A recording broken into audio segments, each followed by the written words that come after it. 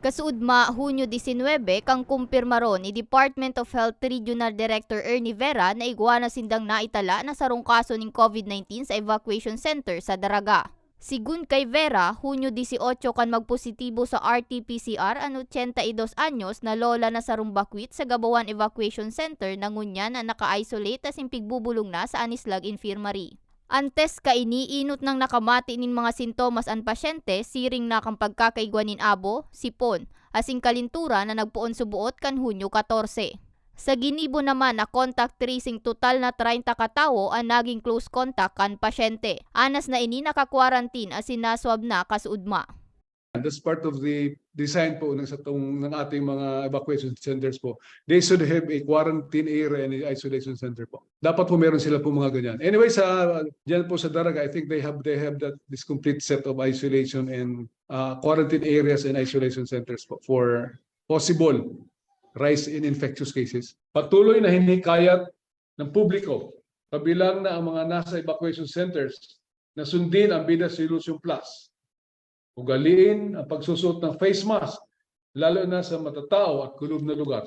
Ugaliin din ang tama at magdala sa paghugas ng kamay at paggagamit ng sabon at malinis na tubig o kaya ay 70% alcohol-based sanitizer upang maiwasan ang hawaan ng COVID-19 at iba pang nakakahawang sakit.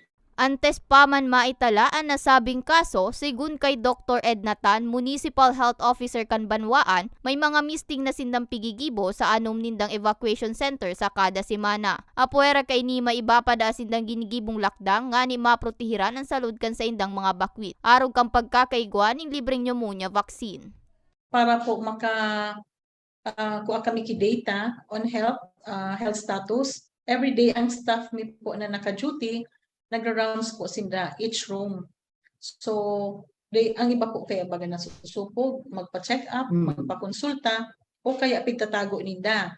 Ngunyan, ang samuya po na staff, kasi 6 to 6 po ang duty, nagra-rounds each room, room sa evacuation centers to check on all evacuees with regards sa health nila, kung may nag-ubosipon, kalintura, kung may nag-hybrid, kung may ibang pagmati, piga-BP po, kung kaipuhan. Twice po yan pigagibo. So morning po, pag abot kang duty, and then hapon po before matapos ang duty. So pigiling ni po na day po kitang na may miss out na health concern na pwede po na mag-crop up.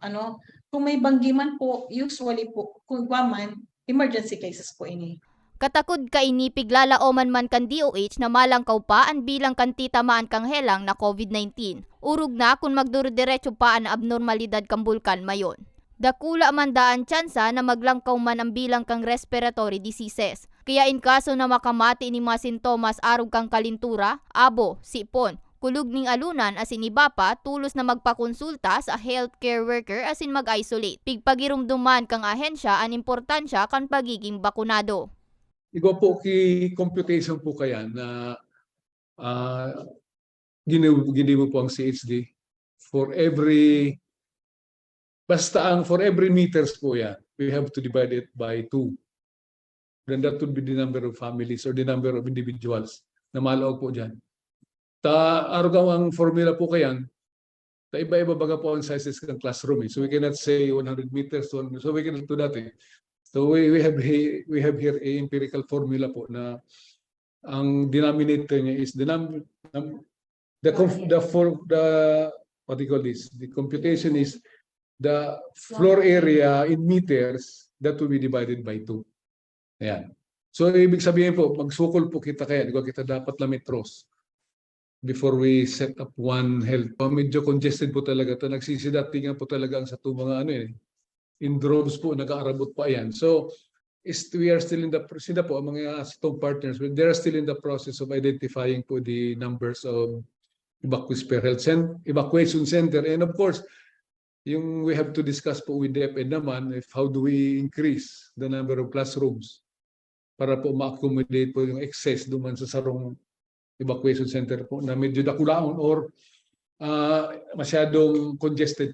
Mientras tanto, nakatalaan na magluwas ang resulta kan swab test kang close contact sa laog pa ning duwang semana.